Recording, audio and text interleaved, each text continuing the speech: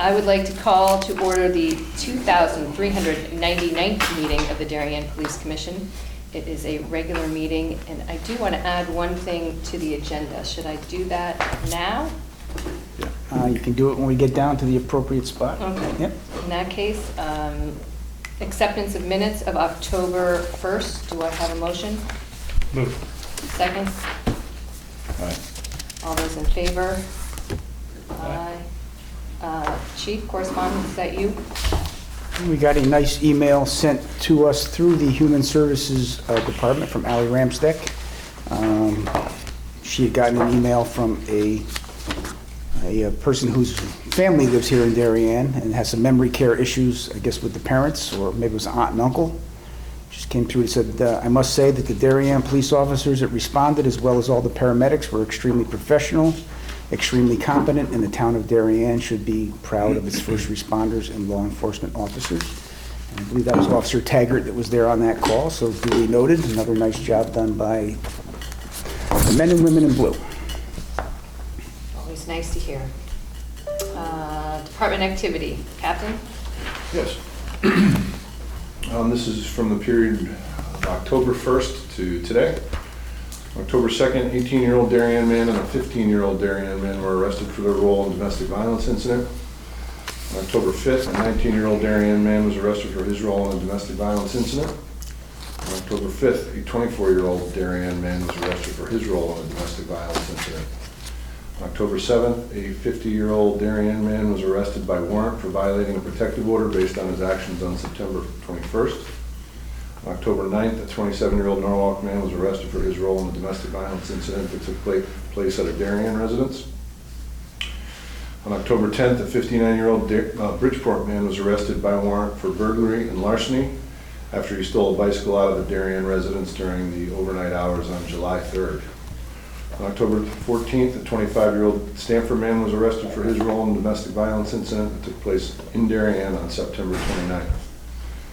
Over the last 2 weeks, we had 6 burglaries of unlocked motor vehicles and 1 stolen from Patricia Lane, which had the keys inside and was later recovered in Bridgeport. In the same period, we had 12 motor vehicle accidents, 2 of which involved minor injuries.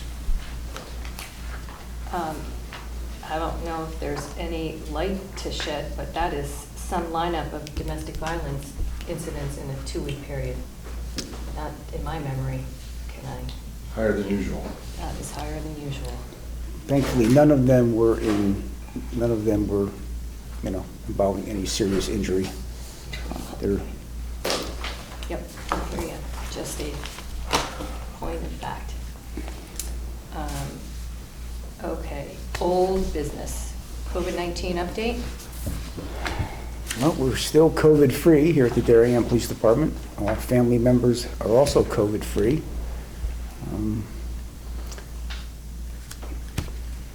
Our new maintenance man is picked up right where Frank Sierra left off, keeping the place shipshape and clean. We're holding on. I think we're going to be in COVID-19 for the remainder of my career. I don't think we're ever going to get back to, status quo, 2030? the way that we were before. I think it's going to linger with us for, into next year for sure. The officers are not letting down their guard, so we're still washing our hands, trying to maintain social distance, but it does impact our day-to-day operations here, right? We're still in the predicament that the department is engaged with the community, where these days we're just not as engaged. We just can't be, unfortunately. But that's just the nature of the beast at this point. Summer vacations, for the most part, are done with. I mean, are there a lot of vacations around November, December timeframe as well around the holidays, or a couple days here and there? We'll probably see a pickup on vacations as the holidays approach, but we do have the opportunity now to COVID-19 test rather than quarantine. So that does let a little bit of the pressure off if you want to go on vacation or you have to travel somewhere, that you can get the test 72 hours before you come back to work and you don't have to quarantine for the 14 days. Chief, what are you seeing in terms of lead times for results back? I think people getting back with 3 days, 2 or 3 days. I think that's pretty standard. Yeah, we're not waiting an extended period of time. There's very few people that have gone anywhere that had to test. So I think right now, we do have an officer going out of town, I believe, next week, and he plans on getting a test the 72 hours before he comes back. So I think we're doing pretty well test-wise. And again, no positive tests so far for any staff members, which is a blessing for me. Okay, HVAC update? Well, they have been here for the last couple weeks, installing our new HVAC system. You can see we have new thermostats on the walls and all part of the building. They're still in the process of programming them, so if it feels hot or cold in here, they've assured us that they have to dial it in, so it's not hot flashes. It could be going up and down. My office was 64 when I walked in, and it's 74 now, so a little bit tweaking still needs to be done. But by and large, this summer, with the new air conditioner, compressor, condenser unit that we had put on with the DPW's assistance a few months ago, we've never had a summer that was this good as far as lack of problems and lack of temperature swings back and forth. So that unit alone, clearly, they were right that that unit was a lemon from the beginning, the one that was on our roof. The replacement one is working much, much better, and I remain very thankful for the DPW guys' expertise to get this moving along so we can not talk about it anymore. That's my plan. Okay, so that's the happy news. Continuing issues with building sanitary system. That does not sound so happy. I'll jump in on that, but I may punt it to Captain Shredders, who thankfully took over for me as the physical plant overseer. We continue to have a significant sanitary sewage issue here in our building. It's been this way for quite some time. I think it's a design, if not a flaw, certainly something is wrong with the system that does not work properly. We had to take the female locker room out of service yet again for the third or fourth or fifth time because of stuff coming out of the system, coming up through the floor drain in there. So we are on it with DPW. Every time we get one of these, they do jet out the system to try to keep it clear. In this case, it usually happens when it's cold. This time it's been perfect temperature, so that's not it. So we certainly have to identify once and for all what is the issue with our sanitary septic system here and correct it. That may require the use of a mechanical engineer and a redesign of how the water flows out of this building. Right now, it flows out of the locker room, it goes to the back of the building and makes a turn, comes back, makes another turn, and comes back out because it all goes out to Hecker Avenue. Now, I'm not an architect and I'm not a mechanical engineer. I don't know why it was designed that way. I think we need to find a way that outflow from the locker rooms, both men and women, take a shorter path to where it needs to go. So that's going to be our next step, trying to leverage our experts at the DPW who know way more about this than we do to try to get a solution where we're not talking about this type of issue in our 9-year-old building. So it is problematic. Captain Shredders told me about 20 minutes ago that now we see 2 new leaks outside under our underpass, right where the pipe goes. So that underpass, who knows, it may be opened up at some point to see if there's something leaking in there. That's where we stand. It's something that we have to address and we have to correct. Yes. Hopefully that will not be a long-term like the HVAC. Hopefully we can get this resolved in shorter term than we had with the HVAC system. Sanitary waste coming up through the... Another thing we don't usually like to talk about, but it's another major issue in the building. I'm hoping it's not on any other agendas, but, all right, so you're working on it with... We're having a meeting, the chief and I, with Ed Gentile and Tony Campanella on Monday. Try to brainstorm some ideas and see what our options are as far as addressing that. I do have to say that the DPW is always very responsive to get over here to try to get us back in operation as quickly as we can, whether that's on Friday nights or over a weekend or whenever. So they do give us their best effort to try to keep us in business. Okay. We'll hear about that at the next meeting, hopefully. Someone will have had a brainstorm that can be executed. I know I said I was going to add something to the agenda, and It is certainly, I think, old business. It is the traffic issues at the schools. We have a motion to add school traffic to the agenda. Second. Favor? Aye. I know we got one email, but it's a lingering, I don't know how to solve it. I know this is the Board of Ed, but the email came to us, and any of us who are driving around can see that it's, well, schools always have been an issue. In the world of COVID, for some people it's become untenable. So I don't know what it is we can do, but I definitely want to at least put it on our agenda to discuss. Ken, was the email in regard to any particular school, middle school, high school? This or- was Middlesex. Middlesex, okay. And are we getting feedback? I know we're getting continual feedback at Middlesex. Any other schools continuing on the radar?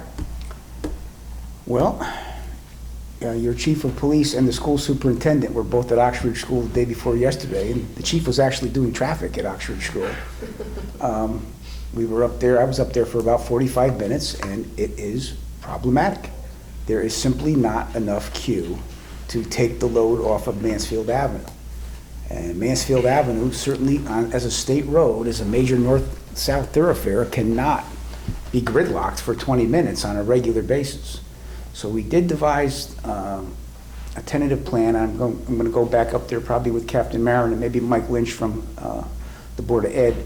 Since their field area, their grass area, right, is no longer have to remain pristine because they're tearing it up, and then the construction is going to be starting in that field in short order, especially coupled with our dry conditions.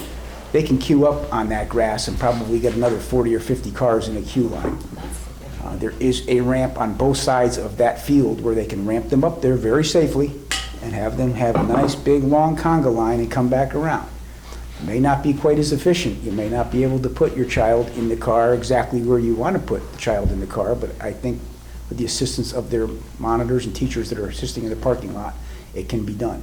And it is about 15 or 20 minutes worth of significant, madness. And they are hiring 2 extra duty officers there every day, and they make it work. And some of these things, unfortunately, is the fact is we just have to make it work.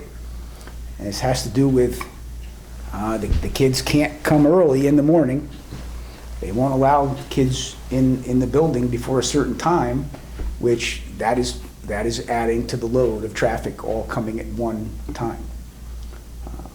Anybody who has a school child in Darien now has to know that if you think you're going to drop and dash, it's just not happening, right? There's no way you're going to be able to do that. You're going to be in traffic coming and going. So is it both the morning and, you just referenced the morning drop-off? Yes. It's morning and afternoon? Yes, and it's a compilation of a few things, right? Bus ridership, I was surprised when Dr. Adley told me that he thought, at least at Ox Ridge, he thought bus ridership was at about 75% of normal load. I thought it would be less, but I can't confirm or dispute that.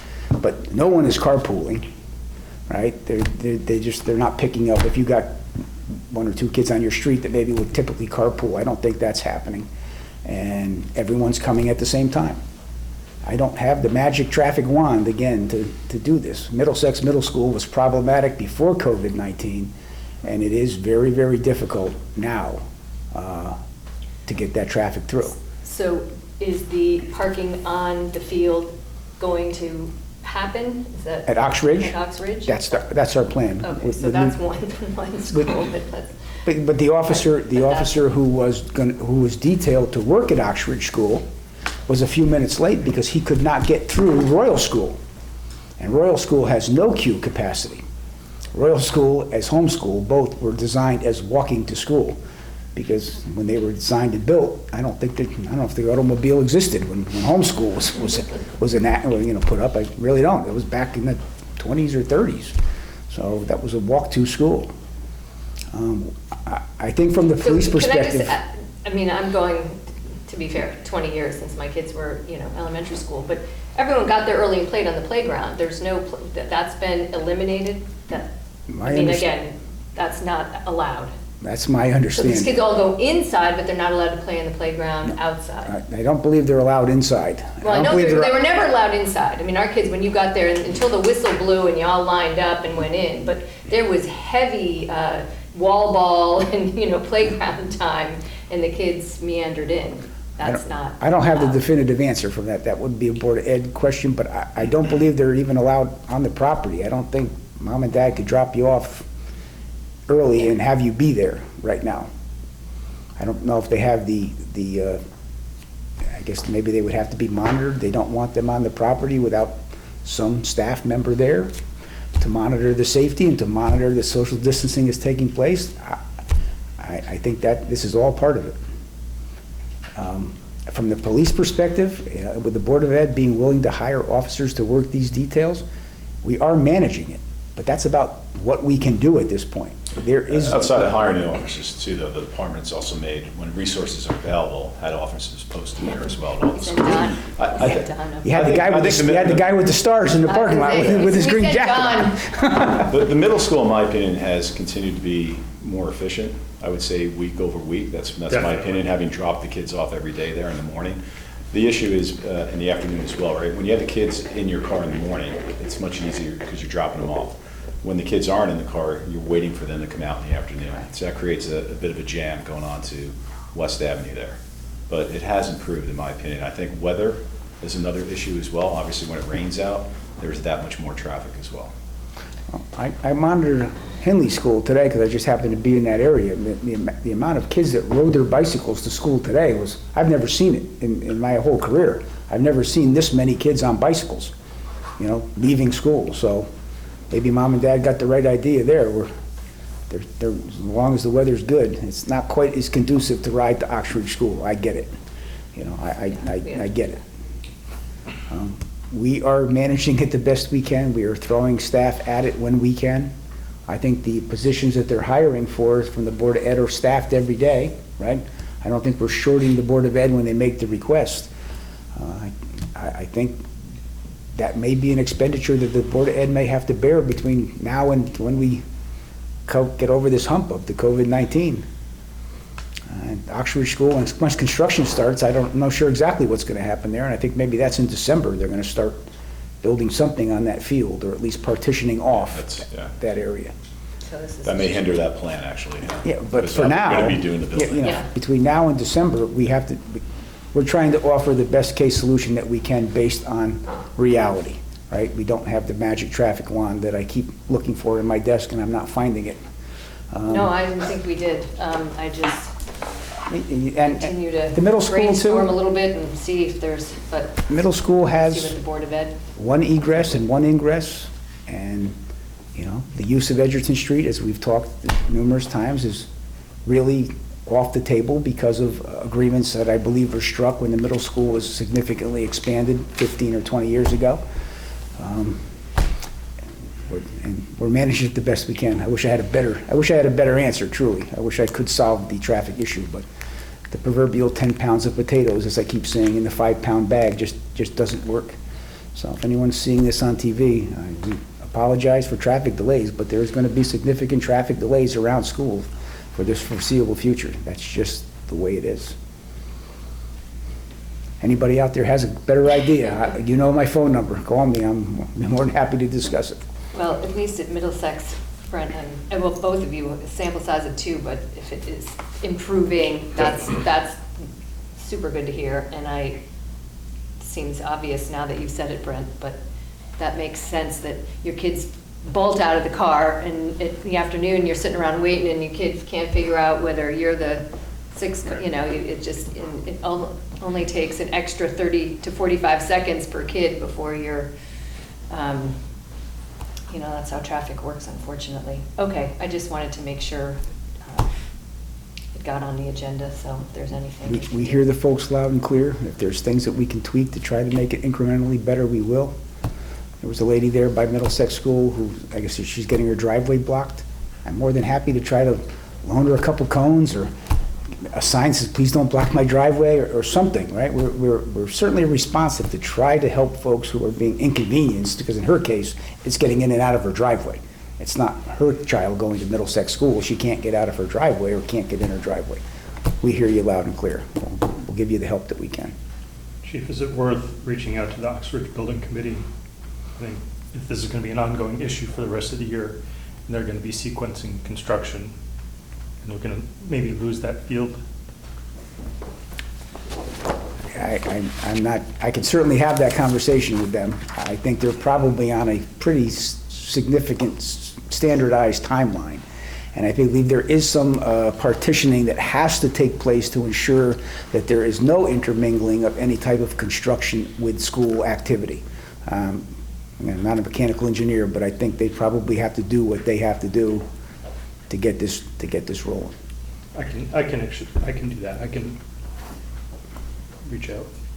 I work with them, with the gang on the security piece. So. When that building is done, whenever year that is done, I think there will be additional queuing in that parking lot, just based on design. If it's not on their plan, No, it is on there. please make sure it's on. And We signalization. don't want to find out after it's all built that we have not solved, at least tried to solve one problem. Signalization and I don't know that- phasing should be enhanced up there with additional, trippers in the road and maybe video Yeah, detection. I can't remember 50%. exactly what's called for there, Somebody's- that will allow people maybe in and out easier. Maybe the green arrow stays Yeah. longer green. That's all on the table too, is part of that big project. So two pieces, what can we do during the construction, but make sure the final Mm-hmm. ribbon cutting doesn't leave us with the same issue, if at all possible. Okay. Obviously, they've got constraints, and I I'm can do that. sensitive to that. Okay, anything else on school traffic? Okay, new business, discussion on state of Connecticut racial profiling data, and I assume this is part of the proposal? No? Yes. Okay, well, you I'm- can take it away. I'm not sure, what the state of Connecticut racial profiling next data report, when it comes out, what it's going to show. Certainly, the COVID issue for 2020 and other things happening in the country are probably going to impact the data there as far as the amount of traffic stops that may be able to be quantified and examined. I did get from Sergeant Johnson, and I sent it to the commission for their review, a proposal for us to try and expand the data collection practice. I don't know if the commission got a chance to review that document. I think probably the best case would be to have Sergeant Johnson come to a commission meeting and explain. Right? He is a PhD and he is a data-driven practitioner. So in this proposal, he's looking to perhaps gather and collate racial data from traffic collisions rather than traffic stops. The issue that we've had with the data collection as far as the state racial profiling plan under the Alvin Penn Act is that their estimated driving population, how they use to determine that we are not convinced, and a lot of practitioners, not just the Darien Police Department, but a lot of scholars in the field are not convinced that their data collection processes actually reflect our true estimated driving population, especially with US 1, I-95, Merritt Parkway, Metro North, in between Stanford and Norwalk. I'm going to be clear, and I've been clear time and time again for as long as I've worn this uniform, that Darien Police Department does not racially profile anyone, right? We are not looking to target any ethnic group, minority group, anything. We do reasonable and non-reactive motor vehicle enforcement, and we do reasonable and non-reactive criminal enforcement. I've said time and time and time again that if you come to the town of Darien, or you live in the town of Darien, and you come here and you obey the law, and you are a reasonable person, you will have probably no interaction with the Darien Police Department. But if you do have interaction, it's going to be a positive interaction. So I am bedrock firm on the fact that we are not racially profiling anyone here in the town of Darien.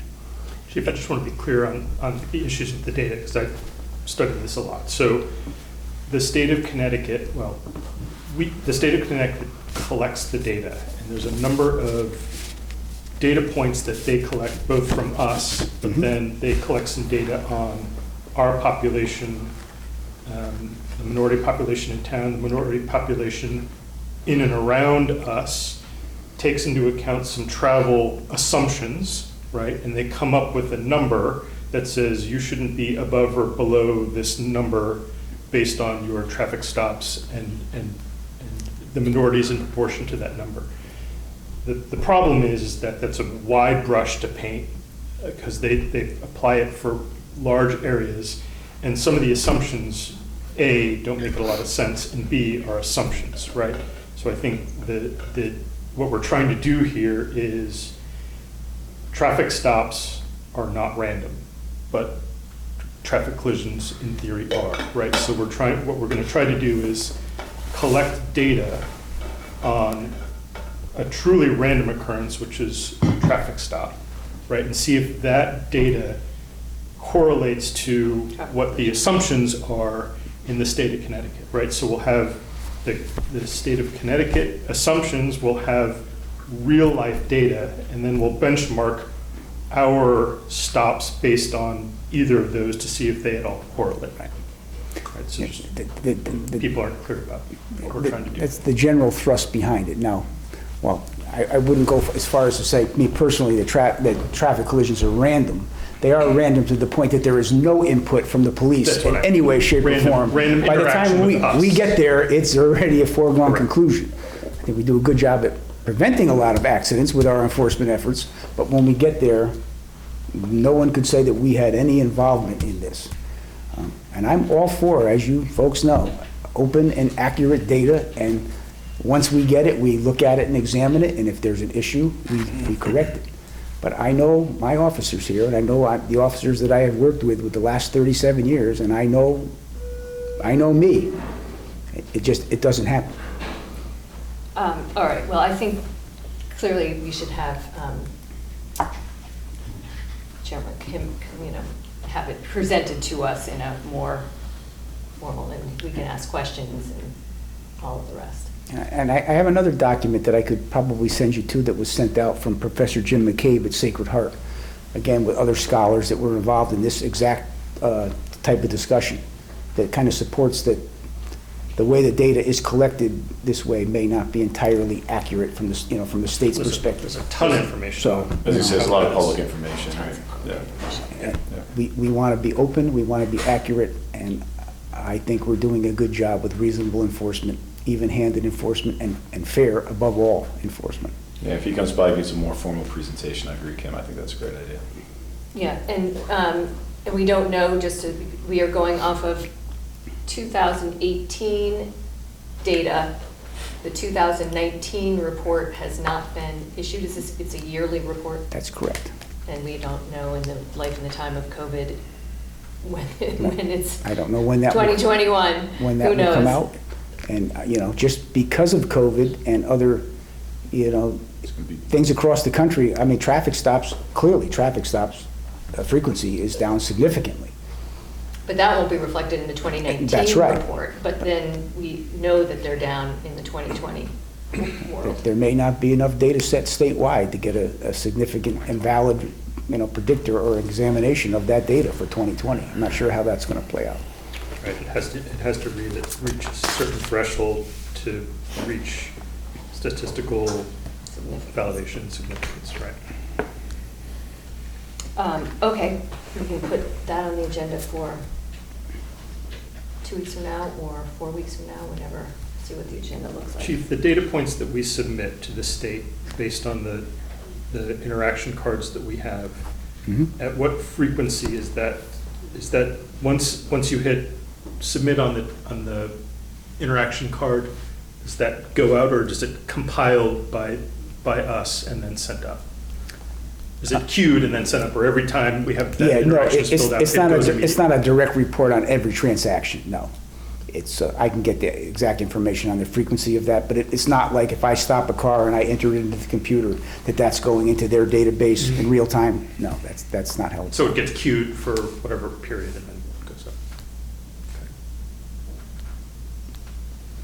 Can you also, I don't know who to call, but to see when the 2019 data is going to be released? I know who to call and I know how to find them, so I can certainly do that. Not And have an that- answer for that probably by lunchtime tomorrow. Okay. Just be interesting to know if they're planning on taking a year off, or we can expect it And before The 2020. commission knows that the people who run this program, the Alvin Penn Act, through, a college here in Connecticut, they have come down here and they have sat down with us on, I don't know, 2 or 3 occasions and had very candid and discussion on what they're seeing and what, our take on it. And they've been very responsive on seeing our point, right? So I have to give them credit for coming down and having the conversations with us. Again, they're not saying if you're above this number, you're definitely doing something, right? They speak in statistical probabilities that this should be further examined. They're never coming out and saying any police department here is racially profiling anyone, right? So just so everyone knows, watching on TV and the people here in the audience, racially profiling is against the law in the state of Connecticut.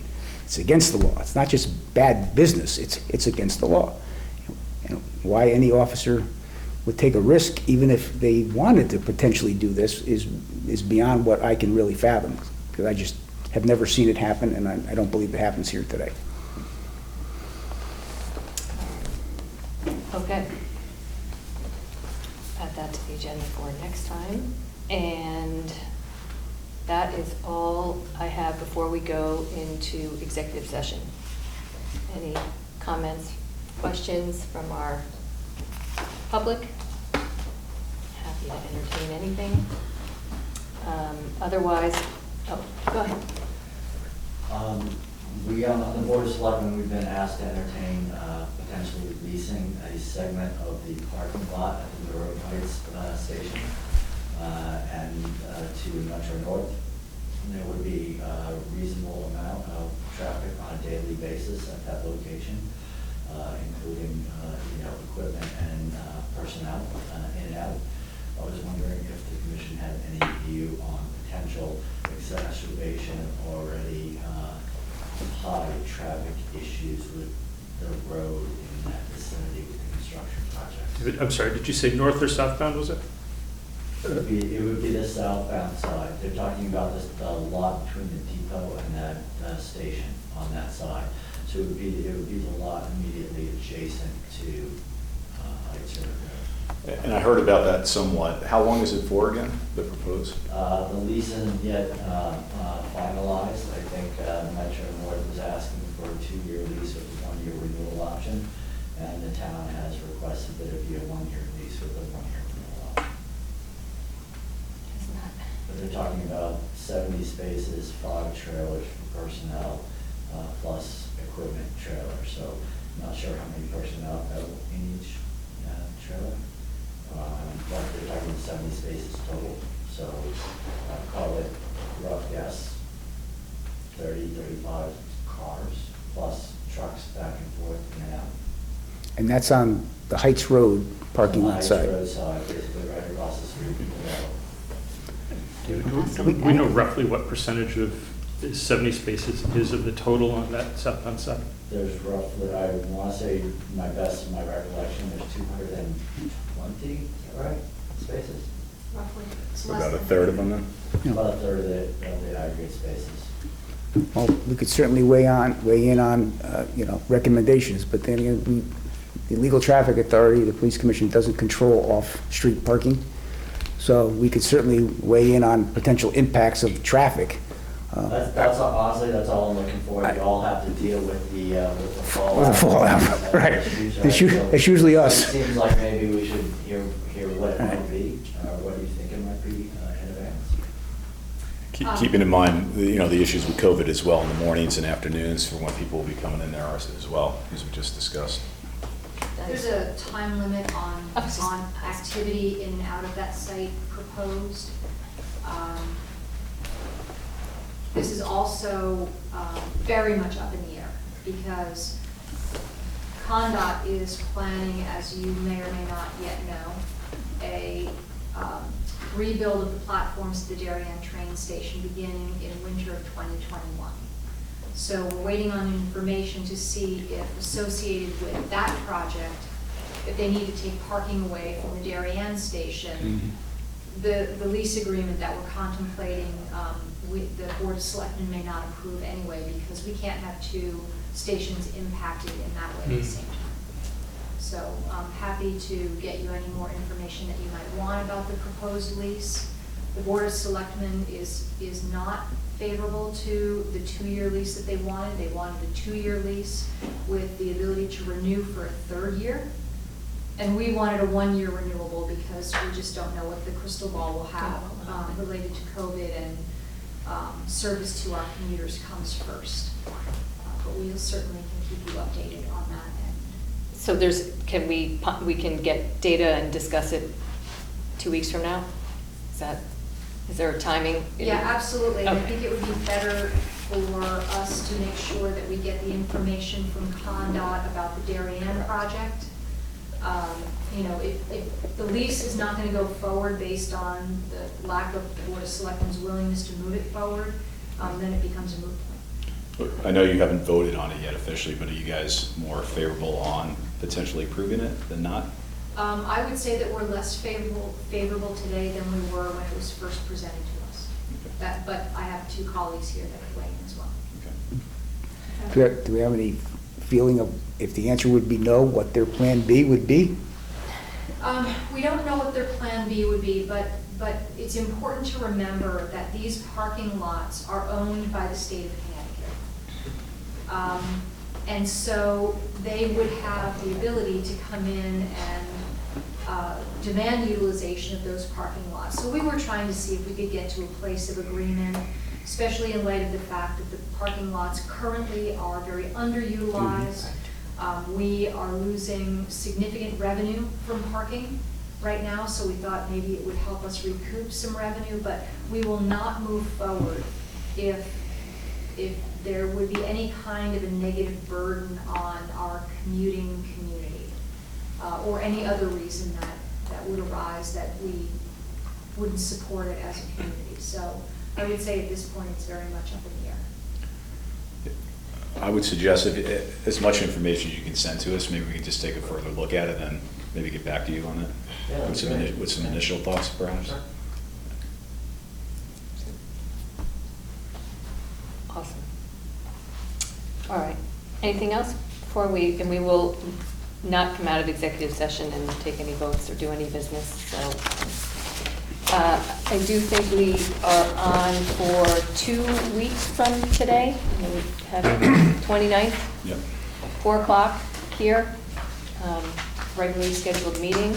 So with that, I will adjourn and go into executive session.